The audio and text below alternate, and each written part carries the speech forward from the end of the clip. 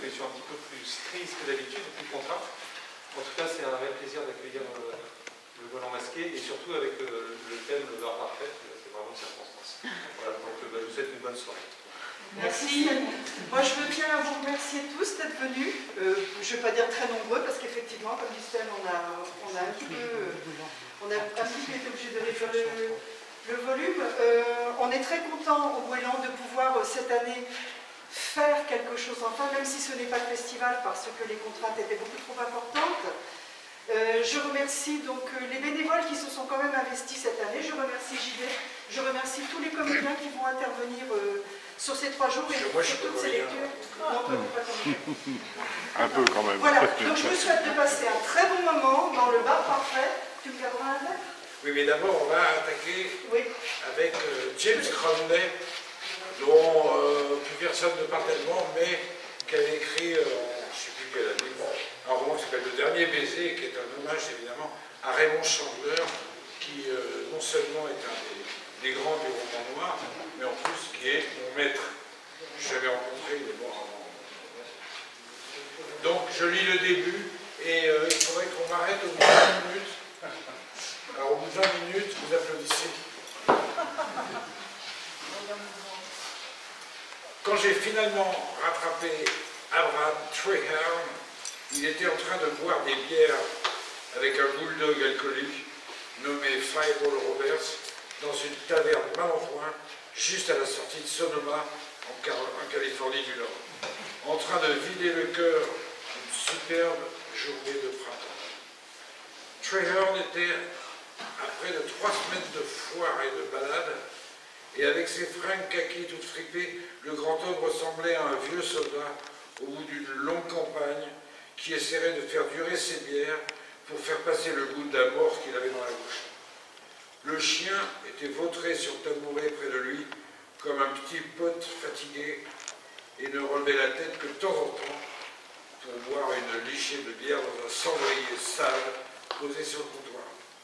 Ni l'un ni l'autre n'a daigné m'accorder le moindre regard quand je me suis posé sur un tabouret entre le bulldog et 2 autres clients, 2 garagistes sur le sable en train de discuter des chèques d'indemnité au chômage qu'ils avaient perdus, de leur dernière contredanse et de l'endroit où ils pouvaient peut-être dégoter une chaîne de distribution qui irait sur une Chevrolet 57. Leurs traits noueux et leur accent nasal appartenaient à un autre âge, à d'autres lieux. Les années 30, le Dust Bowl, un camion modèle T, tout vibrant et rafistolé, qui s'enfonce dans le soleil couchant. Ils m'ont regardé m'asseoir avec ce regard étroit qu'ont les gens de la campagne, les pieds à la tête, comme si j'étais une carcasse de voiture abandonnée qu'ils avaient l'intention de cannibaliser pour récupérer les pièces. Je les ai salués d'un guilleret signe de tête, histoire de leur faire savoir que j'avais beau avoir l'air comme ça sur les jantes, je n'en étais pas complètement rincé pour autant. Pour ma peine, j'ai eu droit à des yeux vides d'expression et des hochements de tête songeurs qui semblaient suggérer qu'un accident peut toujours s'arranger. Déjà passablement crevé de m'être déjà passablement crevé de m'être enquillé bien trop de bornes sur bien trop de routes, et pas les bonnes, je les ai laissés penser ce qu'ils voulaient. La patronne avait la quarantaine bien tassée, et quand je lui ai commandé une bière, elle est sortie de ses rêveries en esquissant un sourire là. À peine la canette décapsulée, le bulldog a émergé de son roubillon, aviné pour mettre un véritable rôt de dragon. Ensuite, il s'est soulevé sur ses hanches étroites et d'un bond a franchi les 3 tabourets bancals pour venir m'échanger une bise bien baveuse comme une lichée de manière. Le tout dans un épouvantable halo de bière éventée et d'haleine canine.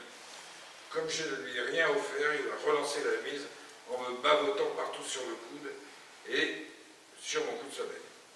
Treherne l'a rudement rappelé à l'ordre tout en versant une mesure de bière dans le cendrier. Le bulldog m'a regardé d'un œil morose en lâchant un gros soupir et s'en est retourné vers une chose qui semblait plus sûre. En m'essuyant le bras de la bave du chien avec une bavette qui avait servi trop souvent et sans doute aux mêmes fins, J'ai demandé à la patronne si elle avait le téléphone.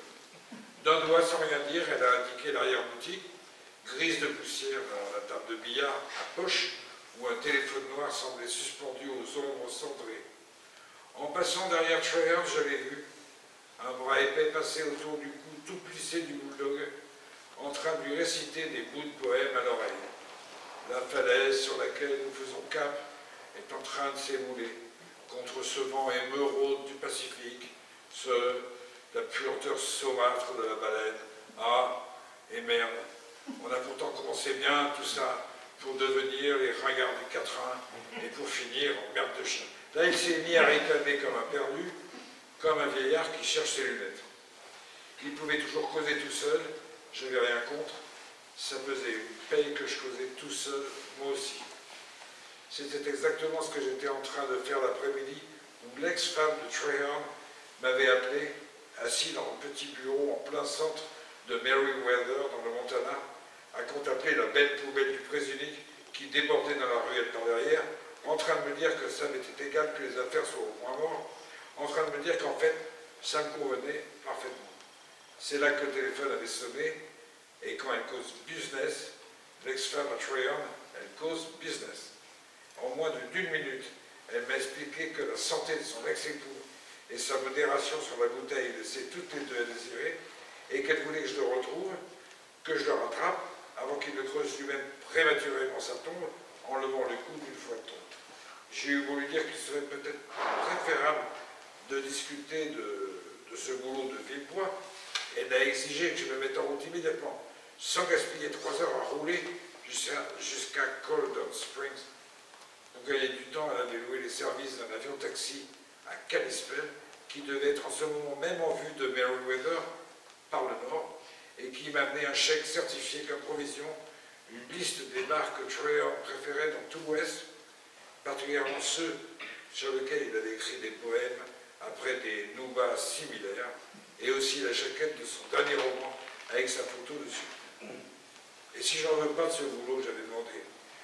Quand vous verrez le montant du chèque, vous en voudrez, elle avait répondu froidement avant de raccrocher. Une fois récupéré la grande enveloppe à l'aéroport de Merriweather, j'avais jeté un œil sur le chèque et décidé d'accepter le boulot avant même de regarder la photo. Traherne avait l'air d'un colosse, un ancien docker, disons, et on le voyait adossé contre un pilier sous le porche du Colden Springs Hotel, verre dans une main, cigare dans l'autre. Il faisait bien son âge, même derrière son sourire juvénile, mais il était clair qu'il n'était pas allé à Colden Springs pour les eaux. Derrière lui, sous le chambranle obscurci d'un argenterie, on distinguait 2 fantômes arthrétiques en peignoir, à carreaux identiques, qui se mettaient au soleil en traînant la salade. À voir le sourire sur ces faces d'anciens, on aurait pu croire qu'ils ne se sentaient plus à l'idée de tremper leurs vieux os fragiles dans l'eau de la source thermale. Les années que j'ai passées à courir après les maris perdus, les femmes en cavale ou les enfants fugueurs m'ont appris à ne pas pleurer. On ne peut pas juste regarder l'image unidimensionnelle d'un visage et voir la personne qui se cache derrière. Mais là, le bonhomme avait l'air d'un genre à tout saccager sur son passage en laissant une piste facile à suivre. Au début, cela a été trop facile. De retour à mon bureau, j'avais passé des coups de fil à 5 ou 6 bars pour finalement localiser mon homme dans un trou perdu du Montana, au vent d'eau. Un chouette petit bar connu sous le nom de Trixie's Antler Bar. L'ennui, c'est que le temps de faire les 130 bornes jusque là-bas, Traherne était déjà parti en faisant savoir au patron qu'il était en route pour Two Dots, histoire de voir la collection de boîtes de bière qu'ils avaient là-bas, dans un des 2 bars du matin. Je lui avais filé le train comme ça à travers tout le Montana, mais quand j'étais arrivé à Two Dots, Traherne était déjà sur la 666, direction Mike City. De là, il avait viré au sud vers Buffalo, dans le Wyoming, histoire d'écrire un poème épique sur les guerres du barbelé du Johnson County. Enfin, c'est ce qu'il avait dit à la serveuse. En fait, Traherne ne donnait jamais les pieds sans en avoir discuté avec tout le monde présent dans le bar, ce qui le rendait facile à suivre, mais impossible à rattraper. On avait fait tout l'Ouest comme ça, la grande tournée des bars. On voyait du pays, le Chillwater Hotel au Wyoming, le Mayflower à Cheyenne, le Stocksman à Rawlins, une collection de films barbelés au bar du Sacagawea Hotel à Three Forks au Montana, une collection de minéraux à Fossil dans l'Oregon et des mormons bourrés un peu partout dans le nord de l'Utah et le sud de l'Idaho. On tournait en rond, sans but apparent. Par 2 fois, j'avais frété un avion pour devancer le vieux, mais les 2 fois, j'avais fait chou blanc. Il ne s'était pas montré, du moins pas avant que je sois déjà parti. J'appréciais assez son goût en matière de bar, mais j'en voyais défiler tellement qu'à force, ils se ressemblaient un peu tous. Au milieu de la 2e semaine, je commençais à tiquer en rapport aux dépenses. Alors j'avais appelé l'ex, Madame Freer, pour lui demander combien d'argent elle était disposée à engloutir dans ce cirque ambulant. Autant qu'il en faudra, elle avait répondu. Elle avait même l'air irritée que j'ai pris la peine de demander. Alors je m'étais remis au volant de mon bel Camino, en me calant bien comme il faut dans le siège baquet, résigné à courir après Treher de bar en bar sur toutes les routes qui lui sembleraient bon prendre, à renifler sa piste comme un chiot excité pour ne pas la perdre tout à fait. Résigné à lui filer le train partout où sa dérive me conduirait, lui et cette espèce de blizzard qu'il avait aux fesses et que lui seul semblait sentir, l'oreille dressée à l'écho d'un air lointain que lui seul semblait entendre.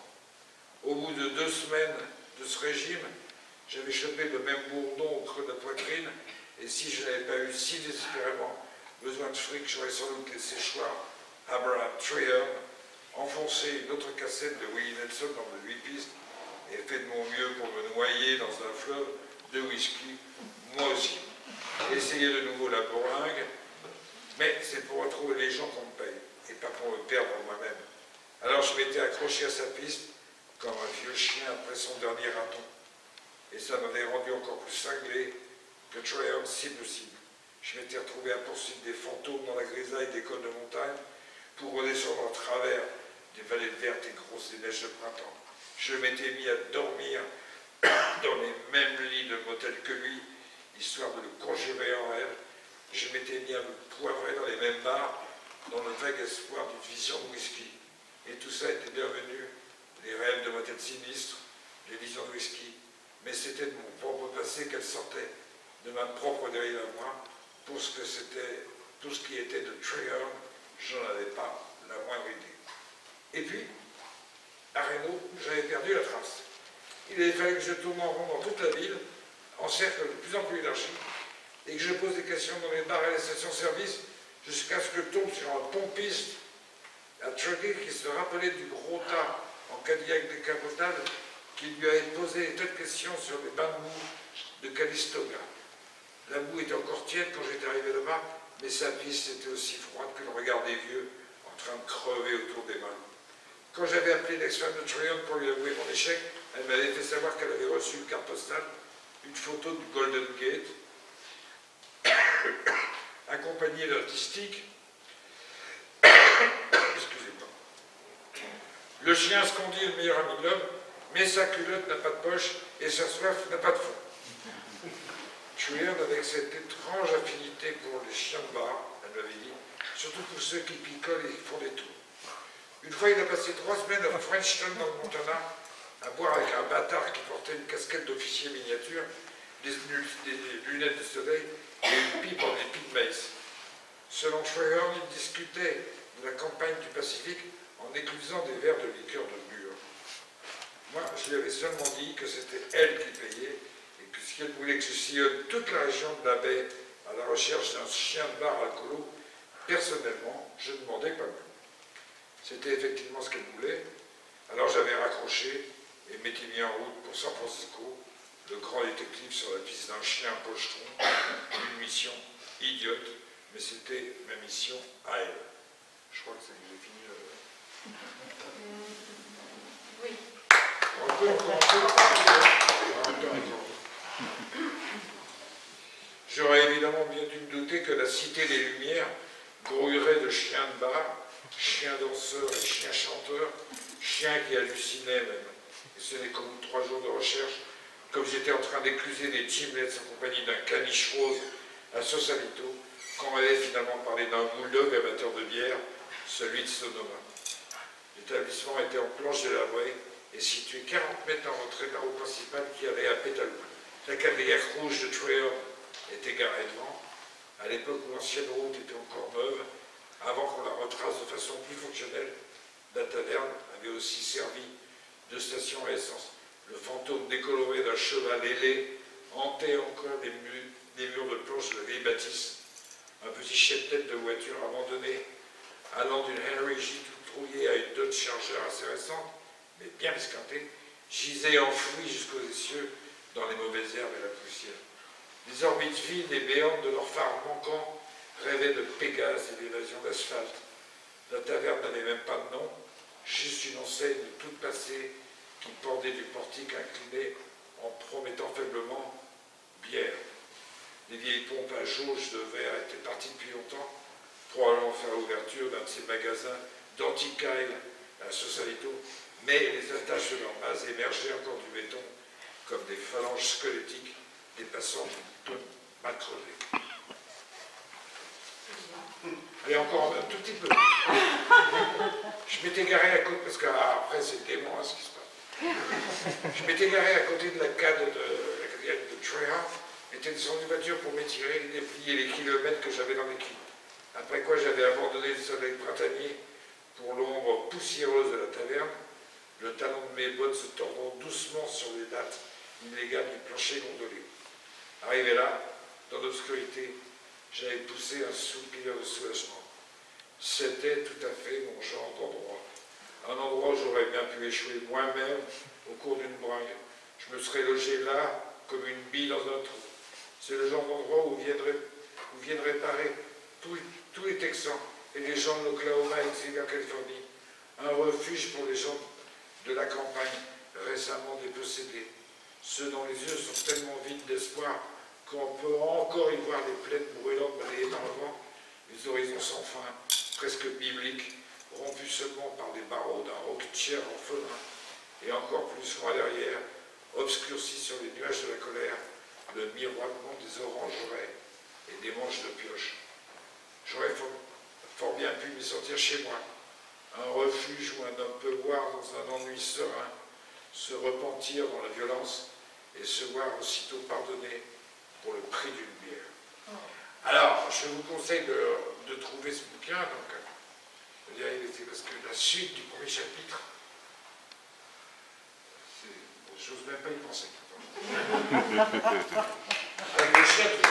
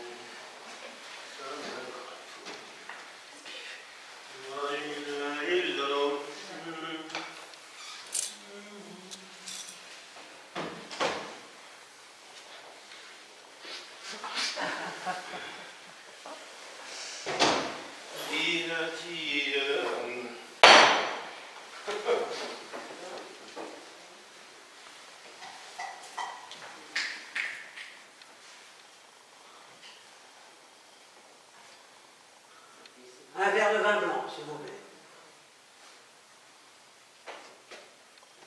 Muscadet ou Sauvignon? Au revoir, monsieur.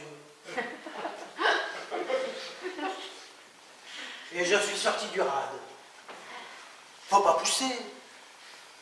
Il y a toujours, quand même, au moins, du Mâcon, du Petit Chablis, du Cheverny ou du Quincy. En cherchant bien là. Suffit d'aller chez un Nicolas.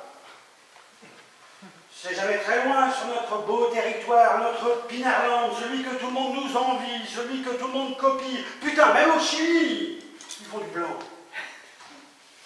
Faut pas pousser. C'est Prévert qui disait « Le vin est un liquide rouge, sauf le matin où il est blanc. » Si ce n'est pas la sourate ultime, Cette évidence, c'est quoi? Du muscadet, du sauvignon. Merde! J'en avais marre. Vers 11 h, il me faut mon verre de vin blanc. Du bon, de la marque, du naturel, du cru, du millésime, du bio. Je m'en fous. Du blanc. Simplement du bon vin. De quoi attendre humecter le repas de midi.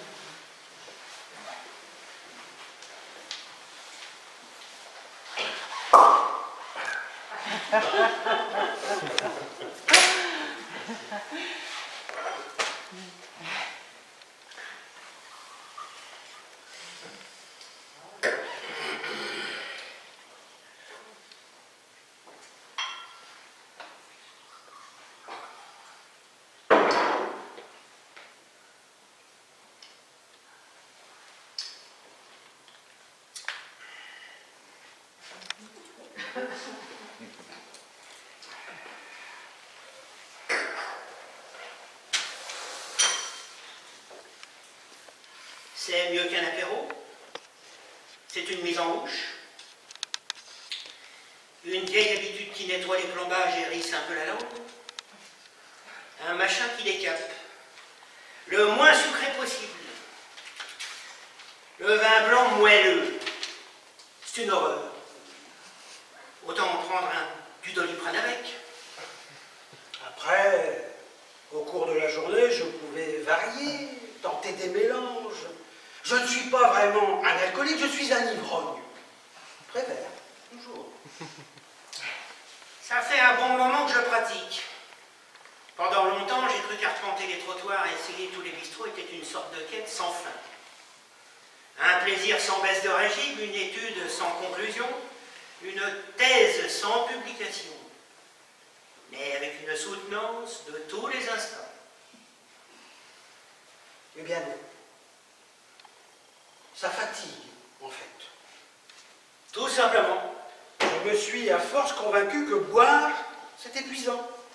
Souvent décevant, quelquefois pénible. Mais ça reste d'abord un désir. Le désir de boire. De s'en envoyer un derrière la cravate. De baigner les dents du fond. De mouiller la meule. Plus qu'un besoin, une nécessité. Le froid n'est pas une réalité. C'est un empêcheur de tourner en rond. Boire ne se résume pas à avaler du liquide. Ça consiste à parler avec le buveur d'à côté. Ne pas être dérangé par un barman problématique. Avoir chaud. Sentir l'ivresse s'installer tranquillement. Ne pas devenir sourdingue à cause de la musique. Pouvoir lire en paix. Et compter sur de la bonne bibine. C'est quand même pas la mer à boire, merde. J'en avais assez d'arpenter Paris pour rhabiller les gamins. Il était temps de trouver, pas trop loin de chez moi, un bistrot où il y ait le choix. Une sorte de bar parfait.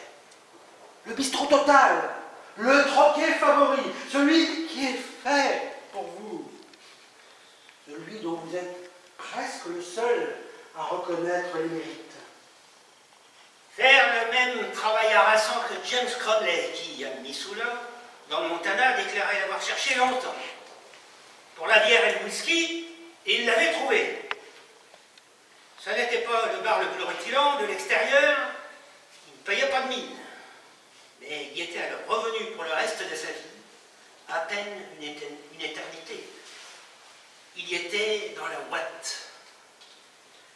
Ou alors, suivre l'exemple de Bukowski, qui n'y croyait pas au bar parfait, puisque tous les rats se valaient. Du moment qu'on puisse vomir tranquille à l'extérieur, et insulter les barmaids.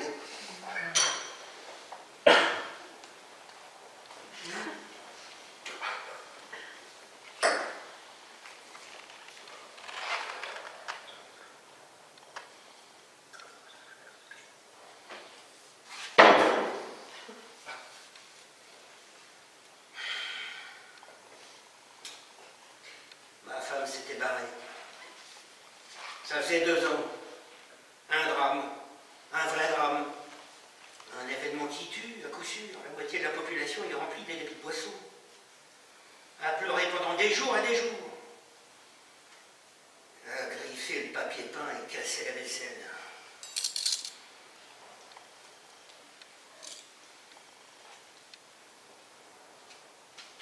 Mais un bonheur. Un vrai bonheur. Faut avouer. Personne en rentrant pour te lancer. D'où tu viens? On peut savoir? T'as bu? Vas-y, souffle. T'as vu ton haleine? J'en ai marre. Je veux pas vivre avec un alcoolique. Dans quel bar t'étais? Et avec qui? Une pute, certainement. C'est toi qui as payé, comme d'habitude. Tu penses un peu à ta famille? Non, bien sûr. Monsieur ne pense qu'à lui. Mais t'as quoi dans le crâne? Je vais te le dire, ce que t'as dans le crâne. T'as du pinard.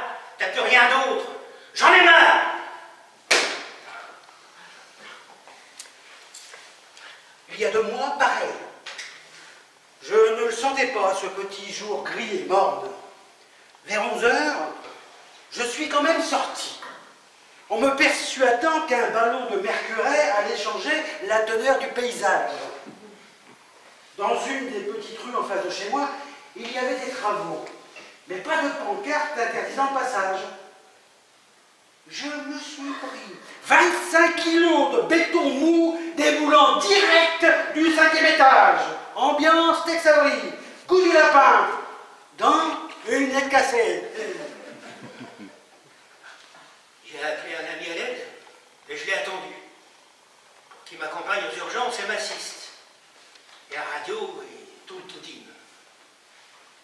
En patientant, en guettant son pas lourd dans l'escalier, je me suis tapé 2 verres de centenaire, histoire de me remettre l'esprit en place. À Saint-Antoine, ils m'ont fait les premières analyses, donc d'une prise de sang et m'ont rassuré.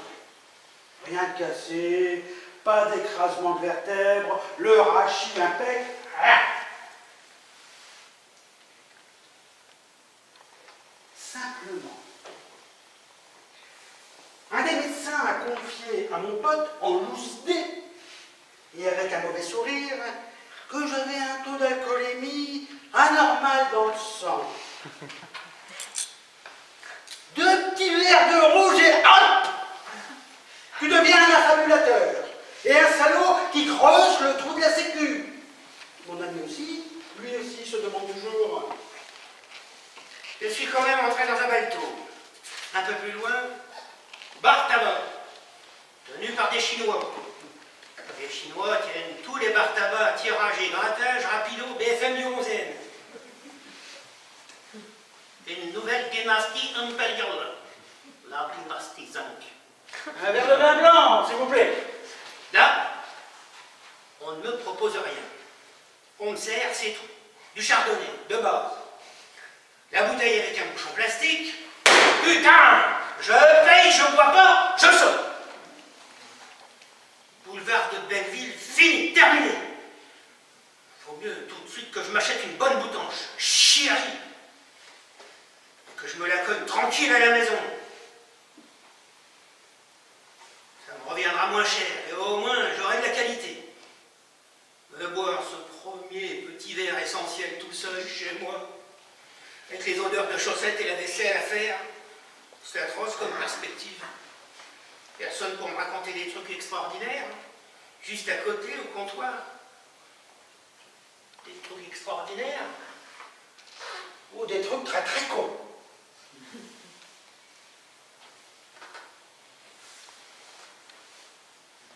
Quand l'oreille est attirée, attentive, le gosier est en pente. On déguste. On a le temps. On boit moins vite. On écoute.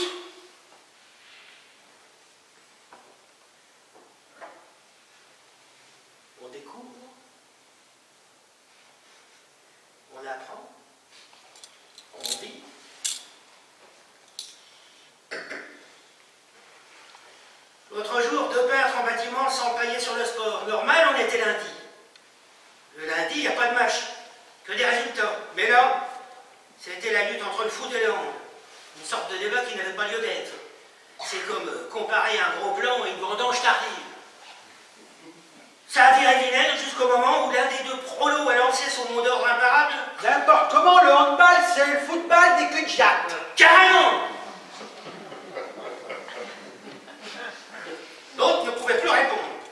camarades à ce niveau, vaut mieux se taire, sinon c'est la dérive. Alors il a arrêté le combat. Tu me fais chier, point com, il a dit en mordant de sa tartine.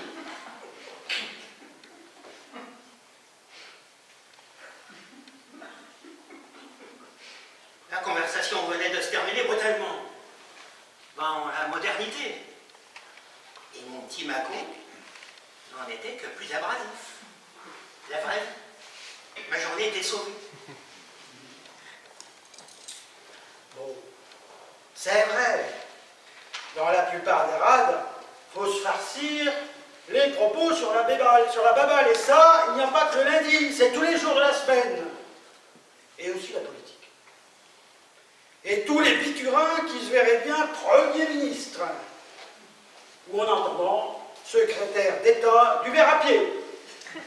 Les yakas et les faudrait. Faut avouer que ça reste dans le général. Et assez rarement sans le FN. Ce genre de propos, les vannes fachos, assez peu de soi-disant courageux ont le culot de les lancer en public, à voix haute. On ne sait jamais. Ou alors, faut aller dans des troquets spécialisés, mais ceux-là, je ne les connais pas. Les seuls jours où l'on entend autre chose que des considérations bachardes sur notre chef d'État, c'est 3 ou 4 fois par an, quand les catastrophes météo attaquent à fond notre beau pays tempéré. Oh bordel, qu'est-ce qu'il fait chaud. Vivement l'hiver. La vache, ça caille, vivons au mois d'août. Oh, il n'y a plus de saison. Plus que des chocs thermiques. Il dégrade tout, même le thermomètre. Faut savoir comment t'habiller avec ce bordel. Les variations caniculaires ou frigorifiques, en tout cas, ça ne change pas la température de mon verre de bouillie fuissée, qui ne doit être ni glacé, ni tiède.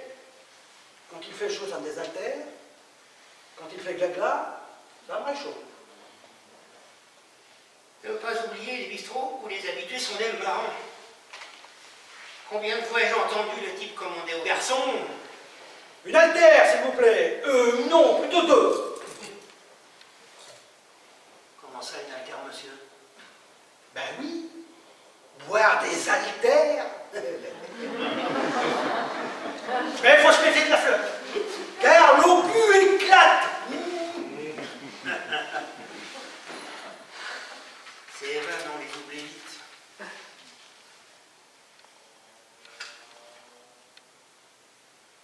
Dans le bar parfait, le zinc doit être net et pas trop encombré. La musique en sourdine. Et le serveur ne doit pas te prendre le chou. Il ne faut pas se faire servir juste en face de l'évier à cause du bruit claquant et pénible que font les soucoupes à café en s'entassant. Des coups à vous ruiner le tympan. De la place que l'on a choisie, il ne faut pas pouvoir regarder une quelconque télé, ça distrait, et ça empêche de détailler toutes ces petites choses qui font qu'un bar peut concourir à la perfection. Les cartes postales, punaisées, au-dessus des verres. Celle avec un gros derrière bronzé. Ou un palmier, clinquant.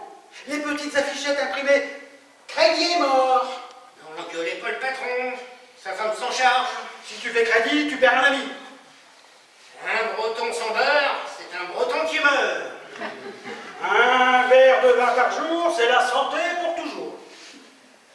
Ici, Le sourire est gratuit.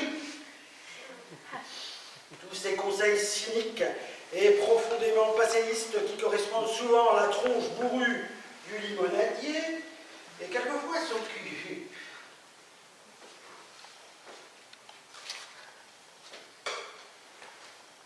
Depuis quelques années, ces injonctions sont petit à petit remplacées par des avertissements lénifiants, cul de la gueule du genre, à consommer avec modération. Bœuf de provenance européenne. Ici, un loto gagnant de 200 000 €. Que l'annonce de plus en plus répandue que les toilettes sont réservées aux consommateurs.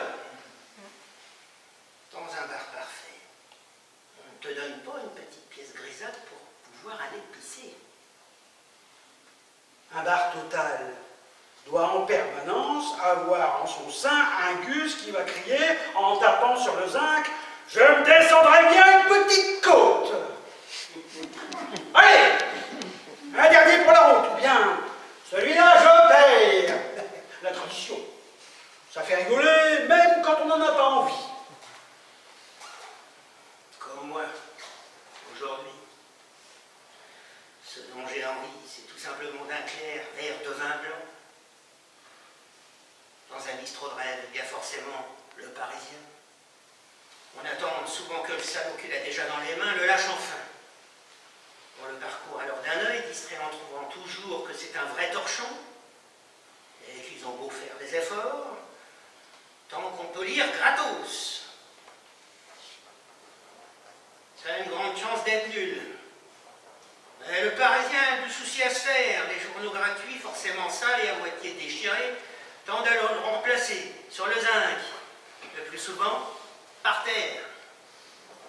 Dans un bar parfait, on ne doit jamais entendre le patron engueuler le serveur. Ou le tamoul en cuisine, ça la fout mal. En plus, on a envie de s'en mêler et si on ne le fait pas, après on a la honte. Et ça vous bousille la journée. Un bar n'est pas une entreprise. C'est un refuge. Une étape hors du temps quotidien. On ne doit pas trop y percevoir le réel. Le réel, C'est fait pour être rêvé.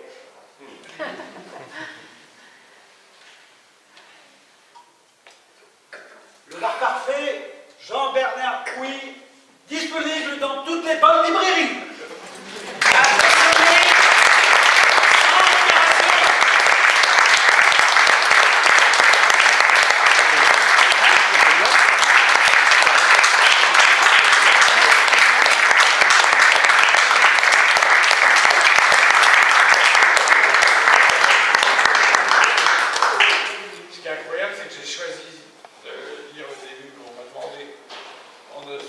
Absolument pas qu'il y avait cette lecture. Ça se marie bien. Comme quoi, ça devrait être derrière. C'était prévu quelque part. Enfin, c'est une manière de fêter la conversion des bars. Exactement. Je ne savais pas non plus. Tout tombe. Merci.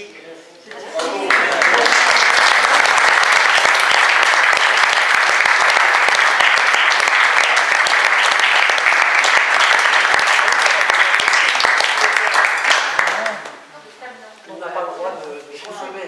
Donc, désolé. Là, on est encore des acteurs. Donc Voilà. Bon, c'était l'ouverture. À partir de demain, vous aurez des lectures qui concernent la littérature. Et non pas la littérature. Avant la création.